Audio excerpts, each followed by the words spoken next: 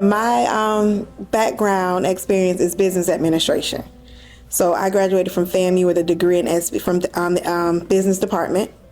I went to high school in Miami, and it was all about business. My grandfather had his own business, so I thought that that was the role that I wanted to follow. Didn't happen that way. I did work with the city of Miami in their accounting department for a few months and decided that sitting behind a desk just wasn't my calling. So I came back to Tallahassee and I volunteered first at Astoria Park. And then that volunteering led to a para position under in a VE classroom. And just seeing the little lives and seeing how the impact that I could have on them, it made me change my mind on what I wanted to do. And I went back to school and got my master's in elementary education. I remember when I first walked in, and I tell everybody this little boy grabbed my arm and he just ran up my arm and said, "Ooh, horsey." And I was like, okay. But seeing the spark in those children, every day I walked in, it was something different.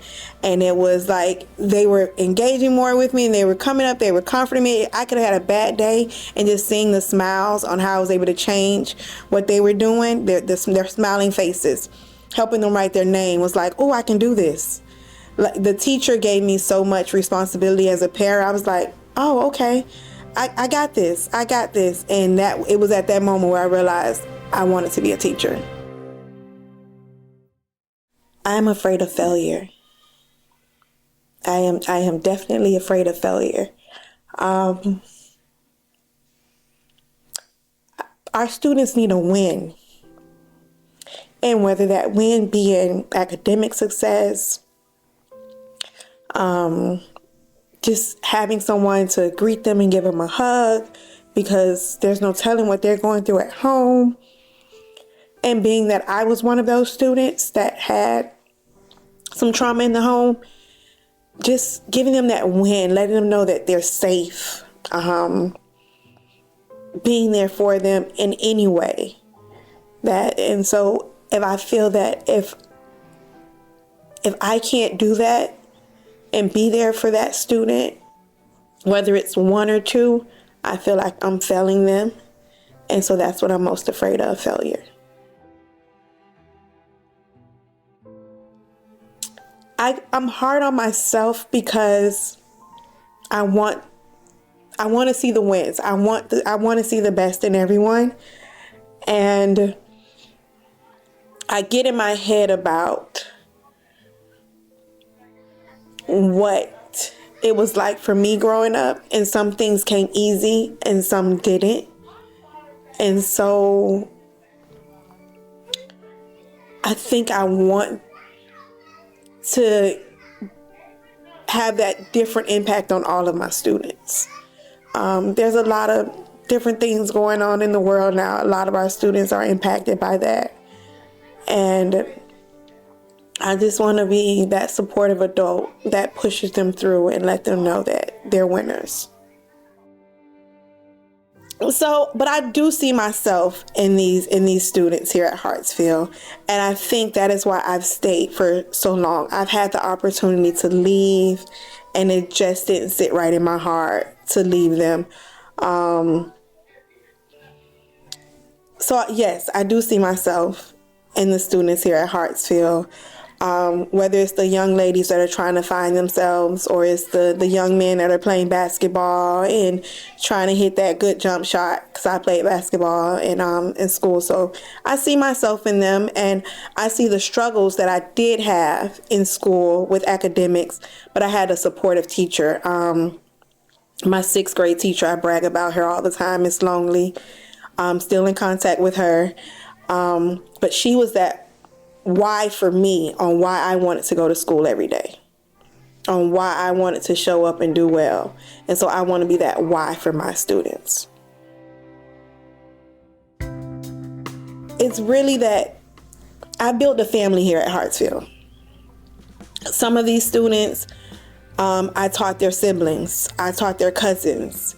And so they come, yeah, you taught such and such, and they say you were the best teacher, and they all know me. They all know my birthday is September 28th. They all know my favorite candy is Reese's Peanut Butter Cups. They know I love Mickey Mouse. So it's that that family that I've created here.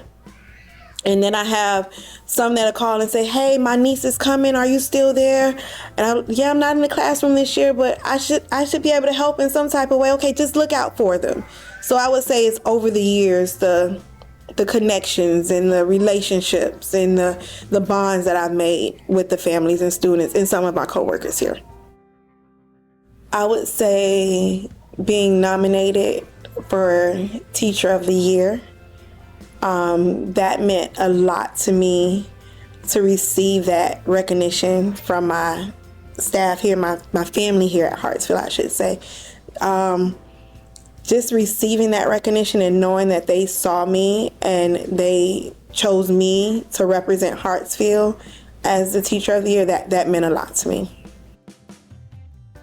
Be your authentic self.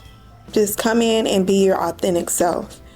And that means don't be afraid to say, I don't know something. Because we all come in, we want to give it our best and start day one, but there's no book. You go to school, you get all the education you can receive on education, and there's no direct handbook on what you do that day one when those students actually walk through the door. So be your authentic self, ask for help, collaborate, share, because being in this new position as a math coach, I hated math. So like, oh, we want you to be the math coach. Really? Like, why? But I'm finding my reason as to why they moved me here, and I'm not afraid to ask for help in this new position.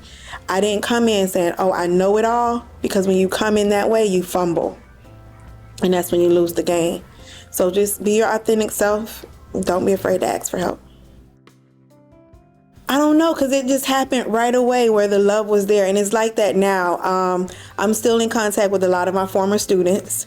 I get phone calls. I get graduation invites. I get birthday invites.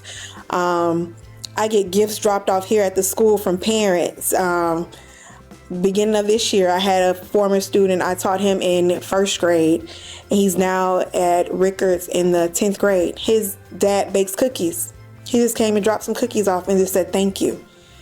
And so I guess, I don't know, I smile and I make the connections and it just happens.